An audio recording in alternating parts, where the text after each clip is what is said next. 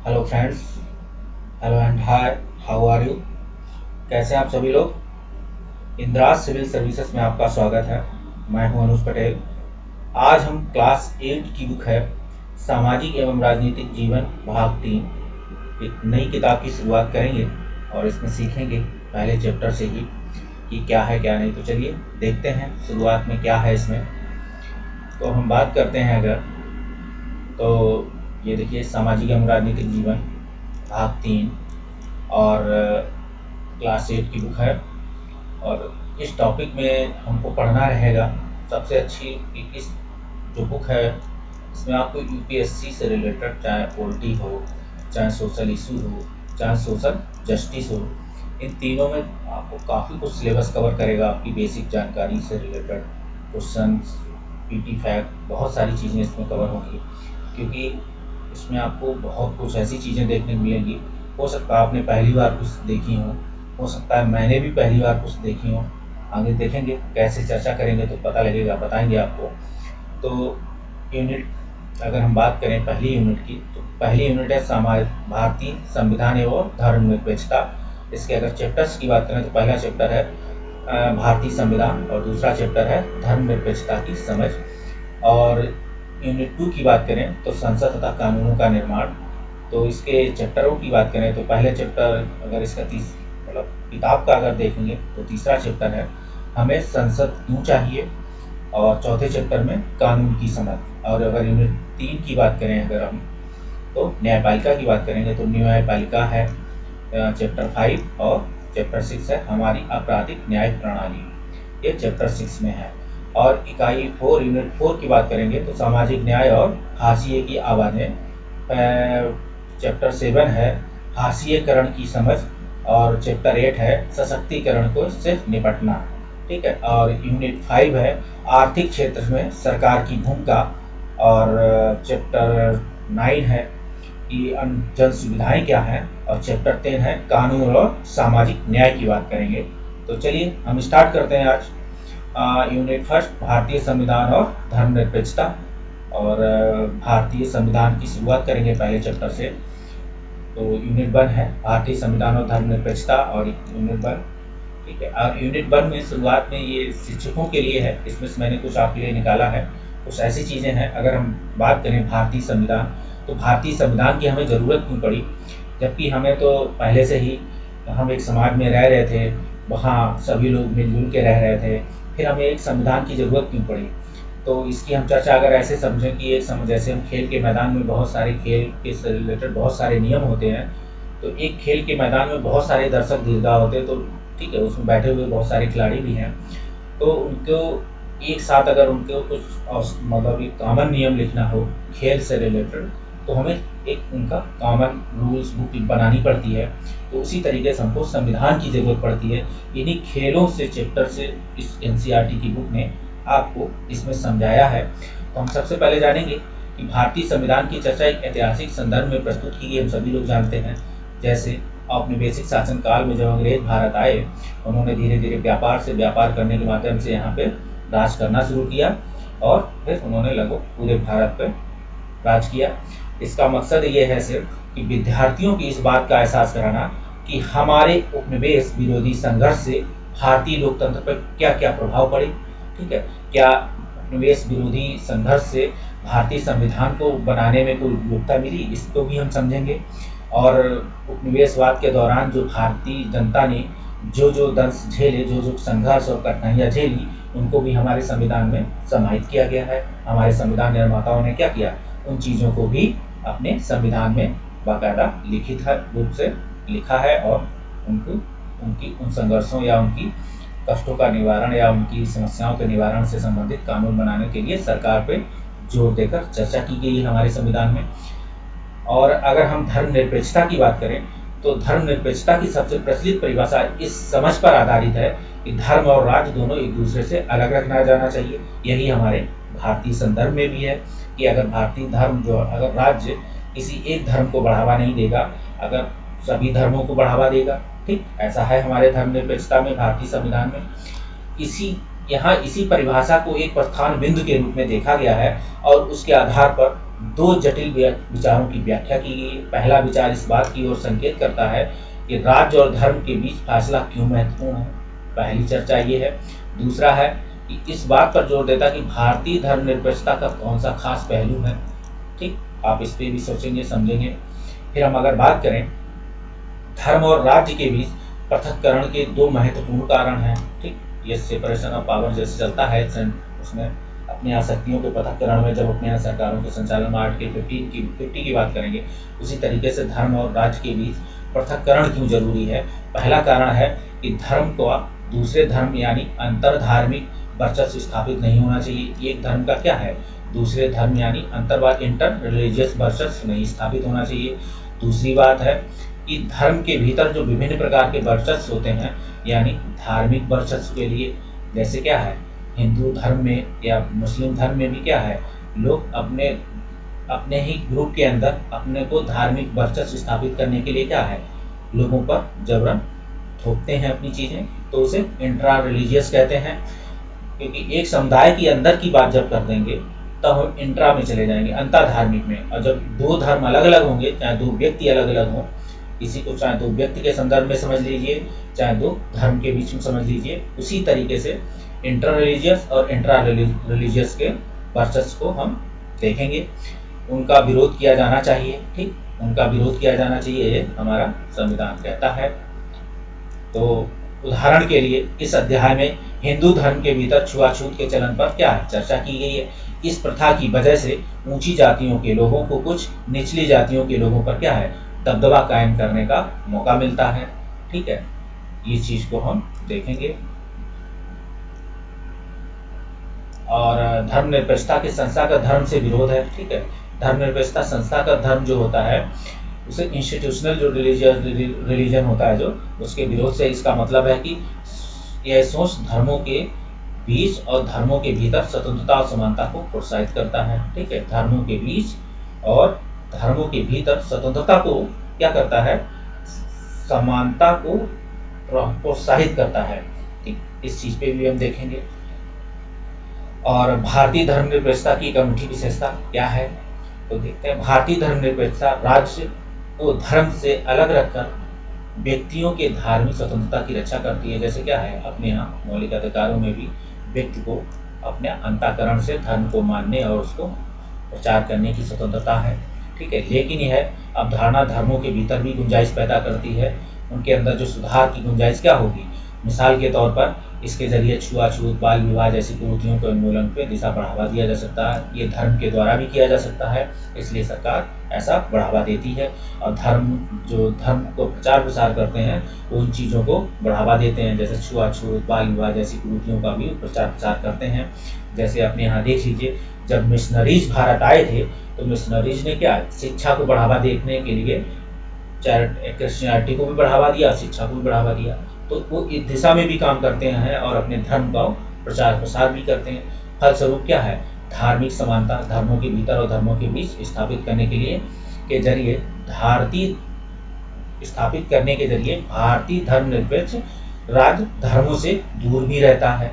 ठीक, हम ये भी देखेंगे कि भारतीय धर्मनिरपेक्ष राज्य धर्मों से दूर रहता है और उनमें हस्तक्षेप भी करता है। यह हस्तक्षेप पाबंदी के रूप में भी हो सकता है, जैसे छुआछूत के मामले में, और धार्मिक अल्पसंख्यकों को सहायता मुहैया कराने के रूप में भी।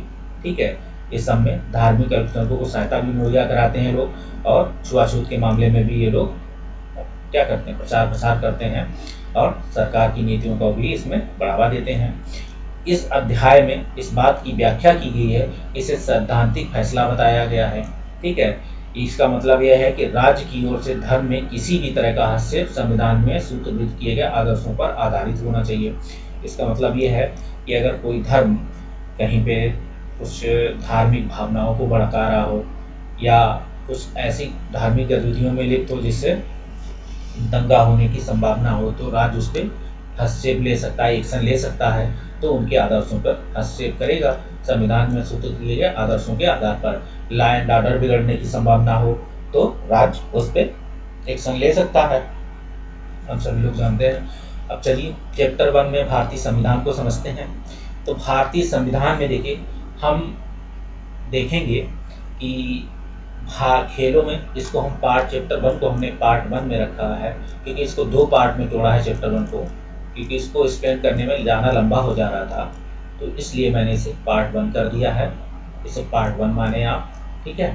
और इसको देखें पार्ट 2 अगले वीडियो में भी दिखेगा, तो सेम चीज़ है, लेकिन लंबा वीडियो होने की वजह से इसे मैं 2 पार्ट में स्लाइड को मैंने तोड़ दी है।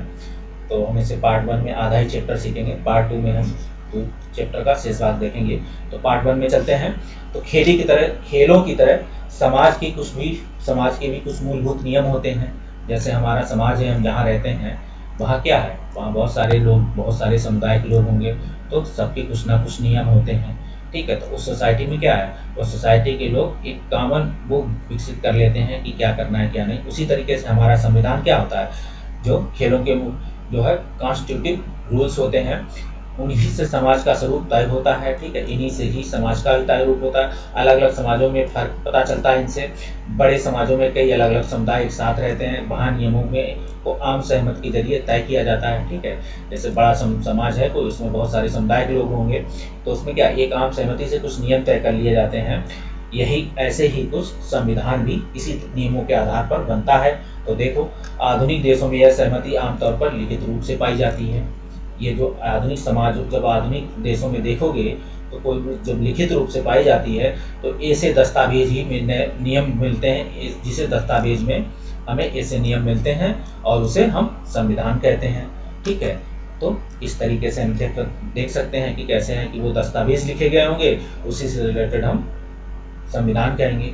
अब जैसे पूरे भारत को एक समाज मान के भारतीय संविधान विशेषज्ञों ने, जो 300 लोगों की टीम थी, ठीक है, संविधान सभा में लोग बैठक लेने वालों में शुरुआत में, तो वो संविधान सभा के निर्माण में बैठे हुए थे।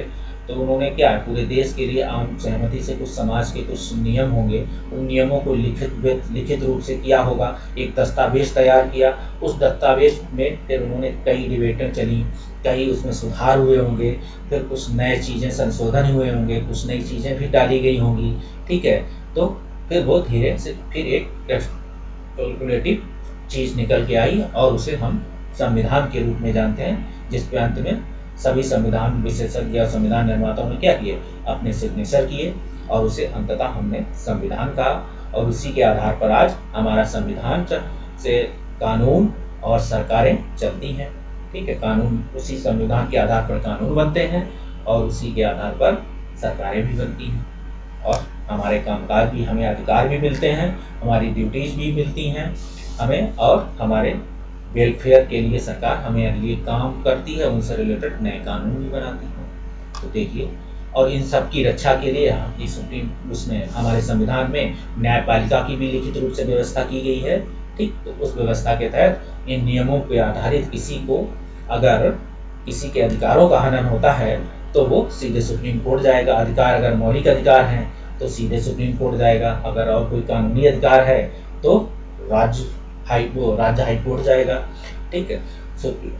वो मौलिक अधिकार में सीधे व्यक्ति सुप्रीम कोर्ट, हाई कोर्ट दोनों जगह जा सकता है, लेकिन कानूनी अधिकार के उल्लंघन पर सीधे राज्य सरकार वो हाई कोर्ट जाएगा, सीधे हाई कोर्ट के बाद फिर इसके बाद यहाँ पे सुप्रीम कोर्ट आ सकता है पिटीशन के तहत, लेकिन उसके भी रूल और कायदे नियम हैं। फिर अगर हम बात करें हमें संविधान की जरूरत क्यों पड़ती है, तो देखिए, तो किसी भी देश को संविधान की जरूरत क्यों पड़ती है, क्योंकि उस देश के बहुत सारे लोग रहते हैं। समाज, जैसे हम पूरे देश को मान लिए थे, ये पूरा समाज है, इसमें विभिन्न समुदाय, संस्कृति, धर्मों के लोग रहते हैं। इनसे संबंधित कुछ खास नियम आम सहमति से तैयार कर लिए जाते हैं। उसी आम सहमति के आधार पर क्या होता है, फिर वो नियम लिखित दस्तावेज के रूप में तैयार हो जाते हैं, उसी की संविधान की प्रतिलिपि तैयार की जाती है, और वही हमको संविधान की जरूरत पड़ती है, क्योंकि ये समाज को चलाने के लिए, लोगों को समाज में कानून ना तोड़ने के लिए, एक दूसरे के अधिकारों को ना हनन करने के लिए कानून बनाने, संविधान बनाने की हमें जरूरत पड़ती है। उसी के रिलेटेड हमारे संविधान निर्माताओं ने एक संविधान तैयार किया, जिसका आज हम भी पालन करते हैं और आप भी पालन करते हैं, देखते होंगे। तो चलिए इसकी कुछ हिस्ट्री जानते हैं पहले। तो 1934 में भारतीय राष्ट्रीय कांग्रेस ने संविधान सभा के गठन की मांग को पहली बार अपनी अधिकृत नीति में शामिल किया। ठीक है, अगर हम कांग्रेस के संदर्भ में बात करेंगे तो 1934 में जो है भारतीय राष्ट्रीय कांग्रेस के संविधान सभा के गठन की मांग को जो है पहली बार अपनी अधिकृत नीति के रूप में, ठीक है, संविधान सभा पहले भी मांग कर चुके थे, लेकिन अधिकृत नीति के रूप में शामिल किया कांग्रेस ने। केवल भारतीयों को लेकर बनाने की एक स्वतंत्र संविधान बनाने की यह सब मांग दूसरे विश्व युद्ध के दौरान तेज हो गई, और इसकी मांग थी केवल भारतीय लोग मिलकर ही हमारा संविधान, हमारे देश का संविधान बनाएंगे। ऐसी भी मांग इसमें अधिकृत नीति में शामिल थी। विश्व युद्ध के दौरान, द्वितीय विश्व के दौरान ये मांग तेज हो गई, क्योंकि उधर क्या हुआ, इंग्लैंड कमजोर हो गई थी। इस भारतीयों को लगा इस समय अपनी मांगे रखना, तेजी से सरकार पर अपना दबाव बनाना, और हम जीत सकते हैं, और अंततः हम लोग जीते भी इसके बाद। तो दूसरे विश्व युद्ध के दौरान और तेज हो गई। अंततः दिसंबर 1946 में संविधान सभा का गठन किया गया। ठीक, इस फैक्ट को याद रखिएगा, ऊपर वाले फैक्ट को भी याद रखिएगा। ये सभी मतलब एग्जाम से रिलेटेड हैं, पूछे भी जा चुके हैं। प्रश्न 2 इस चित्र के संदर्भ में है, इसे छोड़ सकते हैं। संविधान सभा के सदस्यों को दर्शाया गया है, आप इसे देख सकते हैं कैसे दर्शाया गया है। और फिर हम अगर आगे चर्चा करें तो दिसंबर 1946 से नवंबर 1949 तक, ठीक, दिसंबर 46 से नवंबर 1949 के बीच संविधान सभा ने स्वतंत्र भारत के लिए नए संविधान का एक प्रारूप तैयार किया। ठीक, एक प्रारूप तैयार हुआ। 150 साल की अंग्रेजी हुकूमत के बाद भारतीयों को आखिर अपनी नीयत और भविष्य तय करने का मौका मिला था। ये 1946 से 1949 के बीच उन्होंने जो प्रारूप तैयार किया था, इसकी नीयत 150 साल बाद संघर्ष, 150 साल का संघर्ष था, जिसके बाद मौका मिला। और भारतीय जो संविधान सभा के सदस्यों ने क्या किया, स्वतंत्रता संघर्ष से उपजे महान आदर्शों को ध्यान में रखते हुए इस काम को गंभीरता से अंजाम दिया।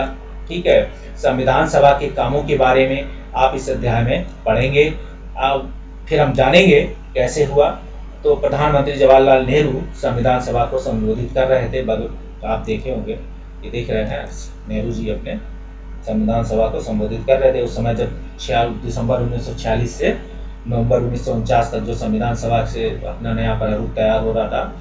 तो आप आगे चलते हैं, संविधान के बारे में और जानते हैं। आज दुनिया के अधिकतर देशों के पास क्या है, अपना संविधान है। सभी लोग संविधान है, लेकिन सभी लोगों के पास संविधान होने से क्या सभी देश लोकतांत्रिक हैं? ऐसा नहीं है। तो जिनके पास अपना संविधान है, जरूरी नहीं कि वो लोकतांत्रिक हों।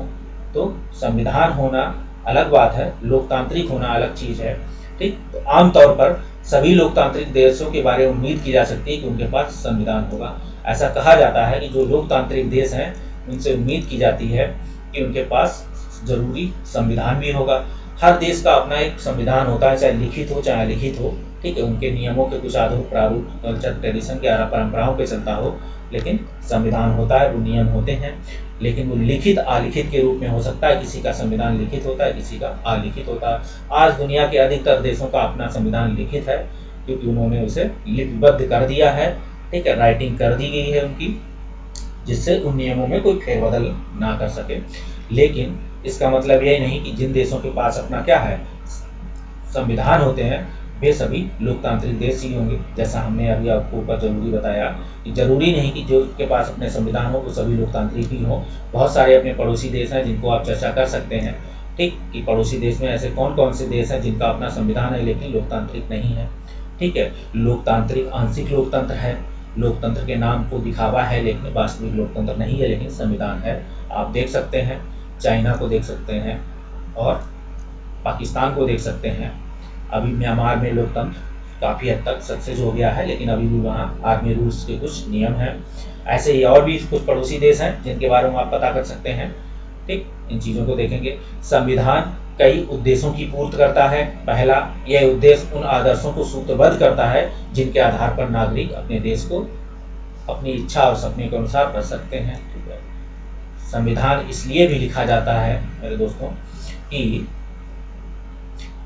ये दस्तावेज होता है जो लोगों की आदर्श इच्छाएं होती हैं, सपने होते हैं, उनको लिपिबद्ध कर दिया जाता है, जिससे किसी की स्वतंत्रताएं, इच्छाएं, सपनों का हनन ना हो। वो अपनी इच्छा के अनुसार अपने सपनों को बुन सकें, अपने कार्यों को कर सकें, अपनी इच्छा के अनुसार वो अपने आप को कहीं भी कोई भी काम कर सकते हैं, रह सकते हैं। ठीक है, तो ये सब संविधान में है और आप देखेंगे धीरे धीरे, यानी संविधान बताता है कि हमारे समाज के क्या हैं, कुछ मूलभूत स्वरूप होते हैं। देश के भीतर आमतौर पर ऐसे कई समुदाय हैं, उनके बीच कई बातें समान होती हैं। ठीक है, तो समान होते हुए भी सभी को समान अधिकार हैं, चाहे समान ना हो, लेकिन क्या है, सपने, इच्छाएं, काम करने के अधिकार सबको समान है, चाहे वो समान हो चाहे ना समान हो इच्छाएं, लेकिन कानून के तहत उन्हें मिलेगा, चाहे उनका धर्म अलग हो, चाहे वो किसी भी समुदाय से हो, तो उनको वो हक नहीं छीना जाएगा। लेकिन जरूरी नहीं कि वे सारे मुद्दे एक दूसरे से सहमत हों। ठीक है, जरूरी नहीं कि ये सब एक दूसरे से सहमत हो कि हम भी करेंगे, इसलिए इनको संविधान की जरूरत पड़ती है, इसलिए इन्हें संविधान है। संविधान नियमों का एक ऐसा समूह है, हम कहें अगर संविधान नियमों का एक ऐसा समूह होता है जिसको एक देश के सभी लोग अपने देश को चलाने की पद्धति के रूप में अपना सकते हैं। इसके जरिए वे न केवल यह तय करते हैं कि सरकार किस तरह की होगी, बल्कि उन आदर्शों पर भी एक साझी समझ विकसित करेंगे जिसकी हमेशा पूरे देश को में रक्षा की जानी चाहिए।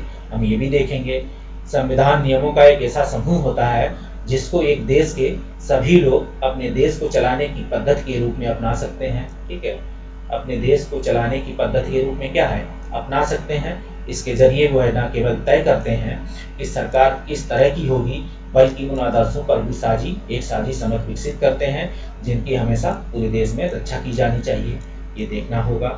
ठीक है, हम इस चीज को भी देखेंगे और कि किस तरह सरकार होगी, उनके आदर्शों की समझ एक विकसित होगी कि देश में हमारी रक्षा की जानी चाहिए। अगर कोई सरकार संविधान के नियमों के आधार पर नहीं चलती है तो क्या है, या तो राष्ट्रपति क्या करेगा, आपातकाल या उसको बर्खास्त कर देगा, या हो सकता है विपक्ष में बैठे लोग अपना कह दें कि ये लोकतंत्र मूल्यों की हार है और सरकार हार गई, सरकार को अपना इस्तीफा दे देना चाहिए और वो राष्ट्रपति को ऐसी लिखित जानकारी के रूप में सरकार से इस्तीफा मांगने की या सरकार को भंग करने की मांग कर सकते हैं। तो ये संविधान के नियमों के तहत होती है।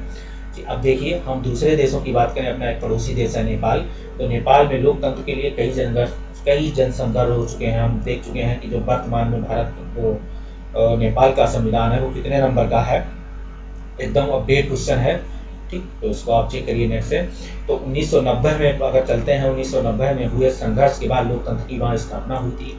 लेकिन वहाँ लोकतंत्र की स्थापना कैसी थी 1990 में, आगे चर्चा करेंगे। ये लोकतांत्रिक व्यवस्था 2002 तक यानी 12 सालों तक कायम रही। अक्टूबर 2002 में यानी राजा ज्ञानेंद्र गांव के माओवादियों के संगठन के बढ़ते प्रभाव का बहाना बनाकर सेना की मदद से सरकार के विभिन्न कामों पर क्या हुआ, अपना कब्जे में लेना शुरू कर दिया।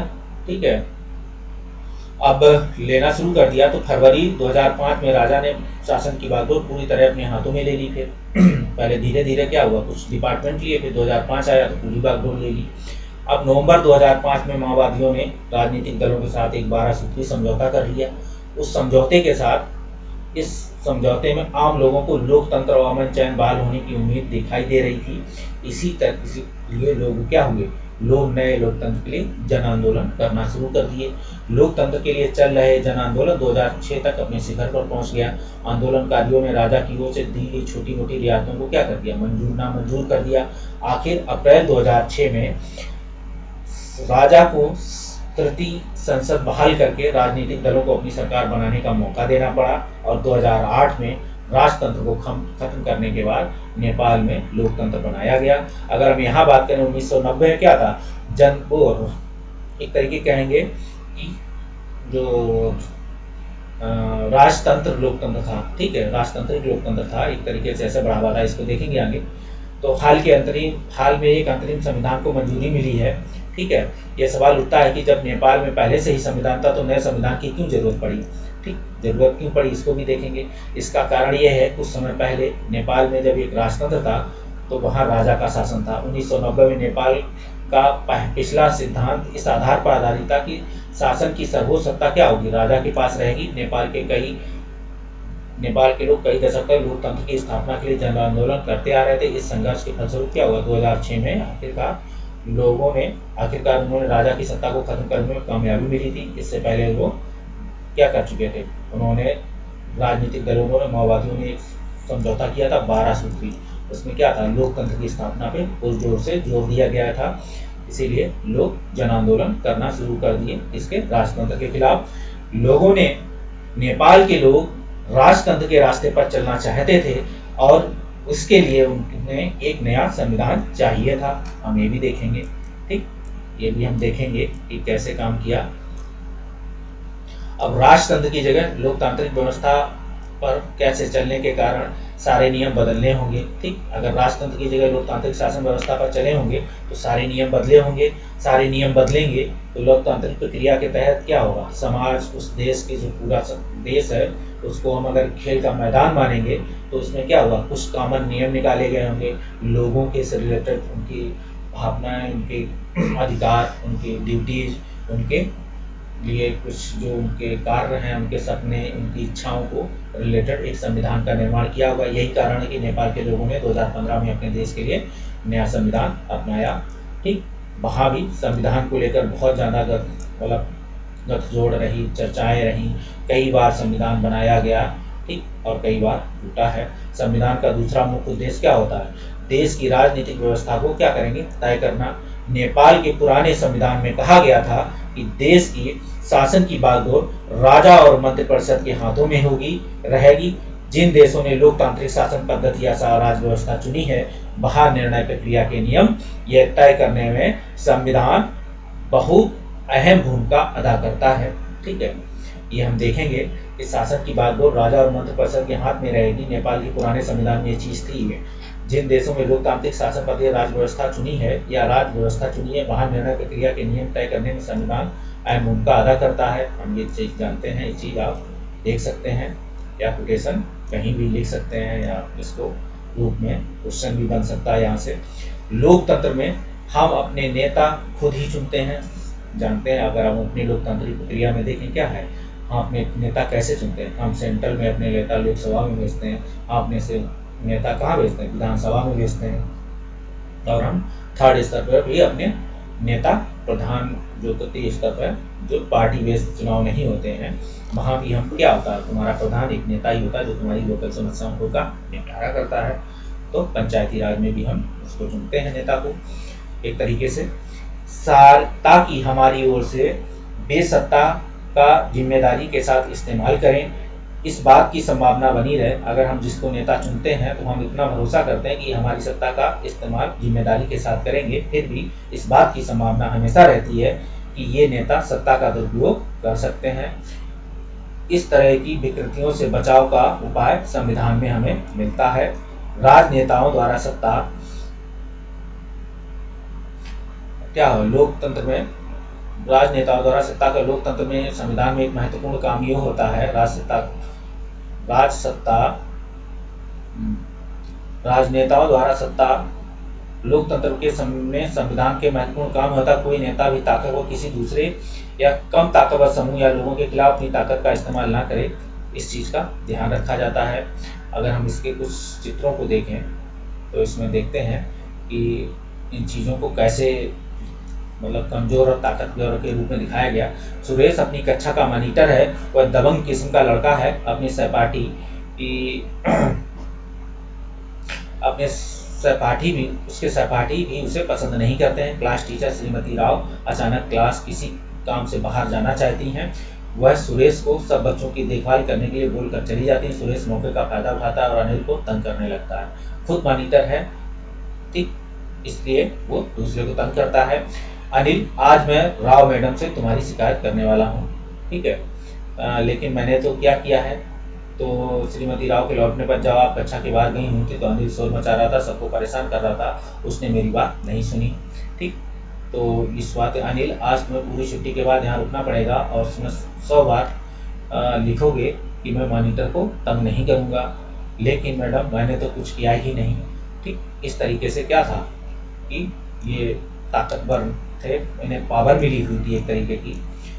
मैडम एक संविधान थी, इन्होंने कह सकते हैं कि इन्होंने पावर इस बच्चे को दी मॉनिटर के रूप में। इसने क्या किया, अपनी पावर का मिसयूज कर दिया, और मिसयूज करने से क्या हुआ, इसे 100 बार लिखना पड़ा होगा ब्लैक बोर्ड पे कि मैं मॉनिटर को तंग नहीं करूंगा। ये इनकी सजा दी थी। इसे देखिए, लोकतांत्रिक समाजों में प्राय संविधान ऐसे ही नियम तय करता है, ठीक है। लोकतांत्रिक समाजों में प्राय क्या, संविधान ऐसे ही नियम तय करता है जिसके द्वारा राजनेताओं के हाथ सत्ता के इस दुरुपयोग को रोका जा सकता है। भारतीय संविधान में से बहुत सारे कानून मौलिक अधिकारों वाले खंड में दिए गए हैं। आगे हम इसकी चर्चा विस्तार से देखेंगे, ठीक है। भारतीय संविधान देश के सभी व्यक्तियों को समानता का अधिकार देता है, ठीक। हमारा संविधान सभी व्यक्तियों को, चाहे वो किसी भी धर्म जाति लिंग के हों, ठीक है, स्त्री पुरुषों सभी को समानता का अधिकार है। और हमारा संविधान कहता है कि धर्म, नस्ल, जाति, लिंग और जन्म स्थान के आधार पर किसी भी नागरिक के साथ भेदभाव नहीं किया जाएगा। इस प्रकार समानता का अधिकार भारतीय संविधान में दिया गया एक मौलिक अधिकार है। अगर हम समानता के अधिकार की बात करें, विधि के समान समानता, विधि के समान संरक्षण, तो आर्टिकल 14 की बात हो जाएगी। अगर हम किसी व्यक्ति को धर्म, नस्ल, जाति, लिंग के जन्म स्थान के आधार पर किसी देश के किसी भी नागरिक के साथ भेदभाव नहीं किया जा सकता, ये आर्टिकल 15 में है, और ये भी समानता के तहत आर्टिकल है, तो इस चीज को भी देखेंगे। इस प्रकार समानता का अधिकार भारतीय संविधान में दिया गया एक मौलिक अधिकार है, हम पहले चर्चा कर चुके हैं। और अगर हम आगे बात करें,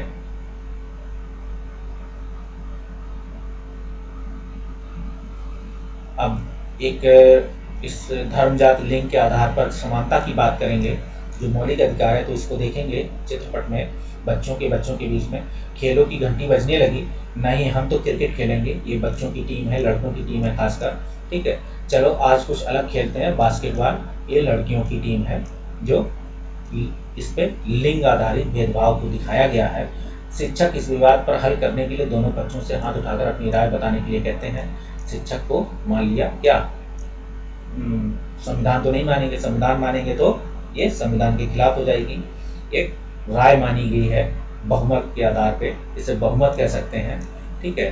तो जो ज्यादा संख्या में है वो जीत जाएंगे। तो शिक्षक इस विवाद को हल करने के लिए हाथों से हाथ उठाने की बात कहते हैं। यह तो होना ही था, लड़कों की संख्या कक्षा में क्या थी, ज्यादा थी, इसलिए ये लड़कियां लोग हार गई।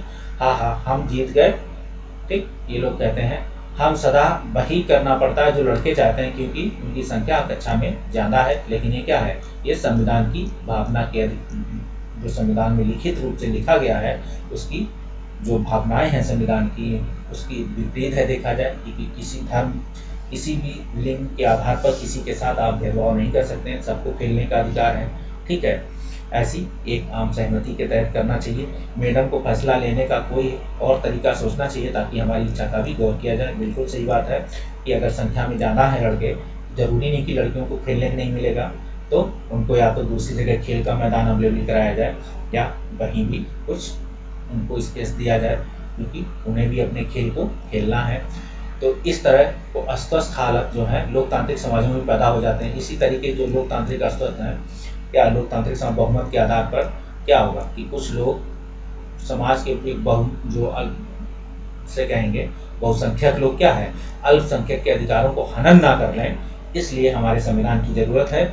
जहां बहुमत वाला गुट लगातार ऐसे फैसले लागू करता है रहता है जिसमें अल्पसंख्यकों की सहमति नहीं होती है और उनका नुकसान होता है। इस तरह देखा जाए लोकतांत्रिक प्रक्रिया में बहुमत की निरंकुशता का खतरा समाज में हर स्तर पर बना रहता है। हम देखते हैं, ठीक है, समाज में आपने देखा होगा कि जो माइनॉरिटीज में लोग होते हैं, आप एक परिवार में ही देख लो, जो बेचारा अकेला सीधा साधा होगा क्या करेंगे, उसको लोग कहेंगे कि नहीं ये बेकार है, कुछ नहीं जानता है।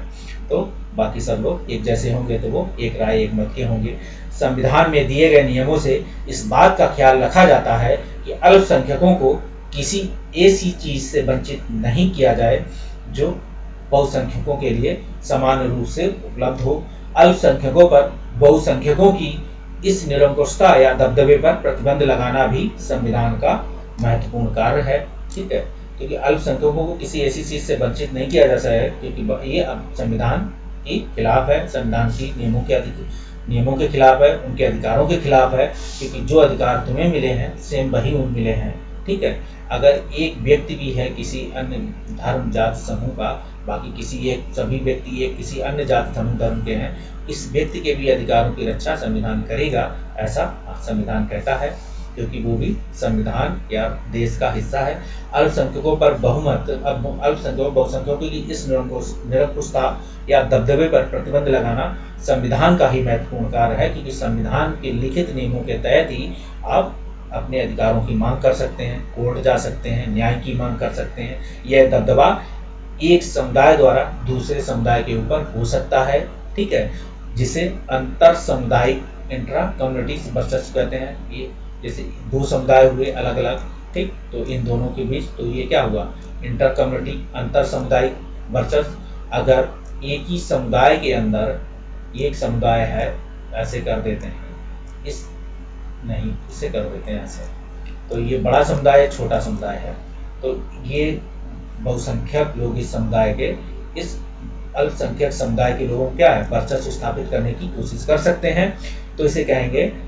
फिर एक ही समुदाय के भीतर कुछ दूसरे लोग दबदबा, जिसे अंतरा सामुदायिक वर्चस्व कहते हैं, इसे हम क्या कहेंगे, इंट्रा कम्युनिटी वर्चस्व। जैसे हम लोगों ने भी दो धर्मों के बीच देखा, उसी तरीके दो समुदाय के बीच देखा, इसी तरीके से दो व्यक्तियों के बीच देख सकते हैं जो अलग अलग धर्म के लोग हैं, उनके बीच जब एक ही समुदाय के दो व्यक्तियों के बीच देखेंगे वर्चस्व को लेकर, तो उनके इंट्रा कम्युनिटी कहेंगे, वर्चस्व कहते हैं। इस चीज को भी ध्यान रखिए। अब संविधान क्यों होना चाहिए, इसका तीसरा महत्वपूर्ण कारण देखिए। शबनम दुविधा में है कि कुछ नियम तय करना है। देखिए, घर की फैमिली की बात है, कल उसकी परीक्षा है, मुझे 2 अध्याय पढ़ने हैं, लेकिन इस समय मेरा पसंदीदा टीवी कार्यक्रम आ रहा है और मैं इसे देख नहीं पढ़ सकती। अगर मैं ऐसा करती हूँ तो मैं दोनों अभ्यास नहीं पढ़ पाऊंगी। तो ये बात थी, क्योंकि ये इसका अधिकार था, क्योंकि इसका कल एग्जाम था। शिक्षा का अधिकार है, तो शिक्षा के अधिकार की तहत है। तो इसे देखेंगे। शबनम, तुम परेशान लग रही हो, उसकी माँ पूछती है, ऐसे क्या बात है, मुझे टीवी कार्यक्रम देखना है, लेकिन कल मेरी परीक्षा भी है। अगर लोग टीवी देखेंगे तो मेरा भी टीवी देखने का मन करेगा जरूर। मुझे एक बात सूझ रही है कि अगर आज का रात कोई भी टीवी ना देखे तो मैं शायद मन नहीं ललचाएगा। ये बच्ची कहती है अपनी माँ से और अपने पिता के सामने।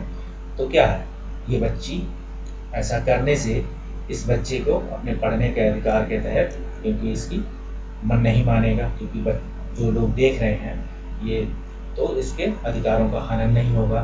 ठीक, इसके ऐसा करने से वो पढ़ पाएगी, तो कल जाएगी अपना अच्छा से एग्जाम देगी। तो देखिए, अच्छा हुआ मैंने कल टेलीविजन नहीं देखा, आखिर 2 अध्याय में इतने सारे सवाल आ गए। संविधान भी ऐसे ही अधिकारों की बात करता है कि अगर किसी की भावनाएं, किसी की शिक्षा का अधिकार हनन हो रहा हो, तो आप वो काम ना करिए जिससे उसके वो अधिकार छिन जाए उससे, और आप संविधान के नियमों के तहत अपने आप को बांध के रखिए। संविधान हमें ऐसे फैसले लेने से भी रोकता है जिनसे उन बड़े सिद्धांतों को ठेस पहुंच सकती है। ठीक है, उनसे बड़े सिद्धांतों को पहुंच सकते हैं जिन्हें देश को आस्था रखता है। उदाहरण के तौर पर हो सकता है लोकतंत्र को मानने वाले अधिकांश लोग गंभीरता से महसूस करने लगे। ठीक है, लोकतंत्र को मानने वाले अधिकांश लोग ये महसूस करने लगे कि दलगत राजनीति यानी पार्टी पॉलिटिक्स बहुत विकृत हो चुकी है, जैसा कि आप देख सकते हैं कि वर्तमान में। इसलिए अब चीज़ों को दुरुस्त करने के लिए किसी तानाशाह को सौंप देना चाहिए, फौजी शासन हो जाना चाहिए। ऐसा अगर व्यक्ति महसूस करने लगे तो क्या रहेगा, ऐसा आप करके देखेंगे तो क्या आप किसी लोकतंत्र को फौजी शासन को सौंप देंगे? तो ये भी क्या है, अगर आप तुरंत एक चीज़ से बचने के लिए, आपने जरा सी राहत के लिए आप अपने लोकतंत्र को अगर त्यागने की कोशिश करेंगे, तो देखिए आगे क्या होगा। बता रहा है, इस भावना में बहकर लोग होगा इस बात को महसूस नहीं कर पाएंगे कि लंबे दौर की तानाशाही शासन उनके सारे हितों को तहस नहस कर देगा। ये हम सभी लोग जानते हैं। एक अच्छा संविधान देश की बुनियादी संरचना को इस तरीके से उन्माद से बचाता है। ठीक, एक अच्छा संविधान क्या करता है, देश की बुनियादी संरचना को इस उन्माद से बचाता है। ऐसे प्रावधानों को आसानी से पलटने नहीं देता, जिसके जरिए नागरिकों को अधिकारों को आश्वासन मिलता है और उनकी स्वतंत्रता की रक्षा होती है। हम ये भी देखेंगे कि जिनके जरिए नागरिकों को क्या है, उनके अधिकारों का आश्वासन मिलता है और उनके स्वतंत्रता की रक्षा होती है, हम ये देखेंगे। ठीक है, इस चैप्टर का ये पार्ट यहीं तक रोकते हैं, क्योंकि वीडियो लंबा हो जा रहा है, इसलिए मैं अगले पार्ट में शेष बचा हुआ आपको कंप्लीट करेंगे। So thank you, bye me later, good night, bye.